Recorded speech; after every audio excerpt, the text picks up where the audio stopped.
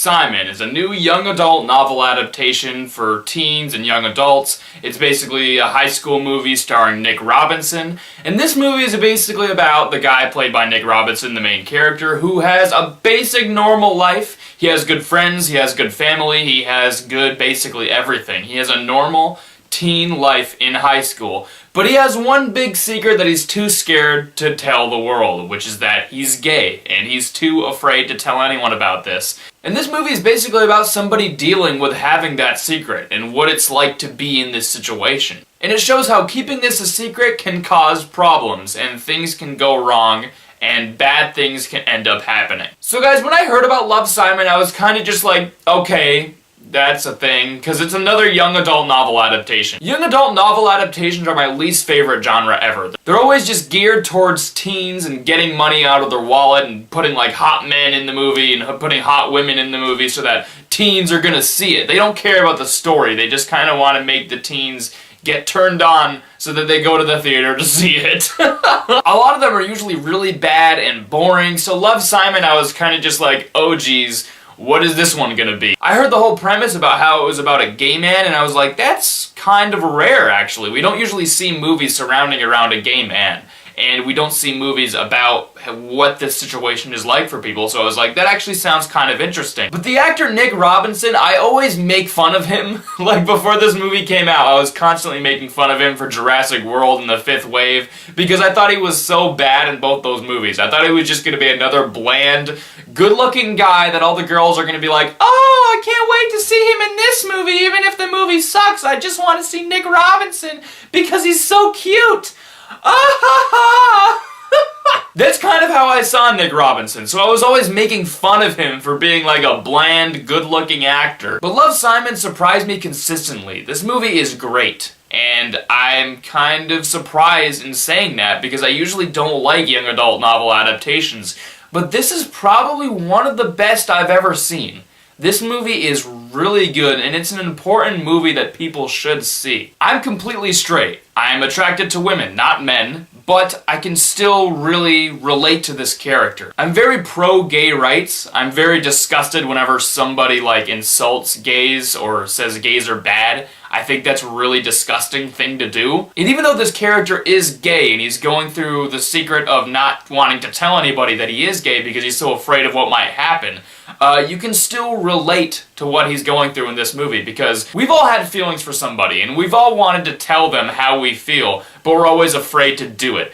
And in that sense, this movie is incredibly relatable. We've also had secrets that we've kept from other people that we're too afraid to share. Maybe it's a secret that you don't feel like you'd be judged for, but you're still scared to release it to the public and tell people about it. If you've had feelings for basically anyone, you can really put yourself in the shoes of Nick Robinson. Because what if being straight wasn't seen as the normal thing? What if being straight was the thing you had to come out and be like, I'm straight? This movie touches on that, and you can really put yourself in Nick Robinson's shoes in this movie. He's so relatable. It's not a movie that begs you to feel sorry for him and pity for him. It doesn't beg you to be like, oh no, he's had this situation and he doesn't know what to do about it. Oh geez, I feel so bad. It's more like you're relating to him because he is a normal kid in every other way. And Nick Robinson really sells this role. He is great in this movie. And that's funny because I always made fun of Nick Robinson before this movie came out. I was constantly making fun of how bad of an actor he was and how attractive he is. But in this movie, he does such a good job. Like, he is so good in this movie. He has to pull off a lot in this movie. He has to pull off being anxious. He has to pull off being sad. He has to pull off being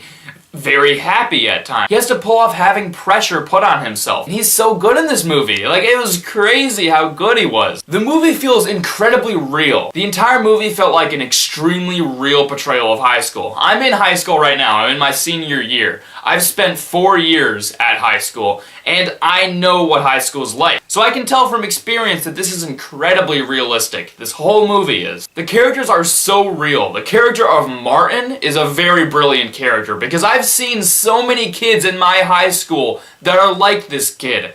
This kid is so accurate. And the rest of his friends as well. They are so accurate to actual people. They are done so well. Like, the person that wrote this knows exactly how social interactions work, they know everything about people, they know everything about high school, they know it all. It's crazy how accurate this movie is. Because oftentimes you'll see movies about high school where it's like, that's a little bit exaggerated, that's a little bit far-fetched. No! This whole movie isn't like that. Everyone feels real. Even the teachers feel real. The vice principal character and the drama teacher character, oh my goodness, there's so many teachers I've seen in my school that are like them. And it helps with the relatability of the movie all the more and the charm that it has. It's also very funny. This movie is funny so many times. There are so many lines that had me laughing and snickering and all kinds of laughing things. And one of the things that surprised me most about Love, Simon is that this movie is really unpredictable, actually. Like, I actually thought going into this movie that I would know exactly how it was gonna go and exactly what was gonna play out. And during the movie I was like, okay, it's gonna go this route, this is the route it's gonna go, and then it doesn't go that route.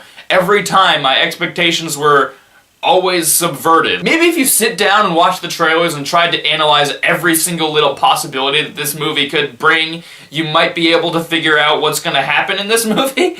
But for me, who only saw the trailers briefly, it surprised me consistently, and this movie is very unpredictable. Usually movies like this are so predictable. Another young adult adaptation that I think is very good and it's well made is Fault in Our Stars. But the thing with Fault in Our Stars is that it's very predictable, I found. I found it to be like, I knew exactly what was gonna happen throughout the whole movie, basically. But it is a very good movie, so you can kind of forgive that a little bit. Love, Simon doesn't even have that. This movie is masterfully acted by everybody. It's so real, it's so funny, it's so charming, it's so heartwarming. It's an important movie about what it's like to go through these things. You should take anybody to this movie, even a person that's the biggest homophobe. Maybe they should see the movie even more, because it really opens your eyes to what this stuff is like. Before I saw Black Panther, everyone was like, this is the most important movie ever! It has black people in it! Yes, it's the most important movie of the year! Whoa! And after I saw it, I was just like, that's another standard Marvel movie that happens to have a black African cast and takes place in an African culture. Besides the all-African cast, it felt like a very standard Marvel movie to me. Love, Simon is a movie that I actually feel is important, because this shows you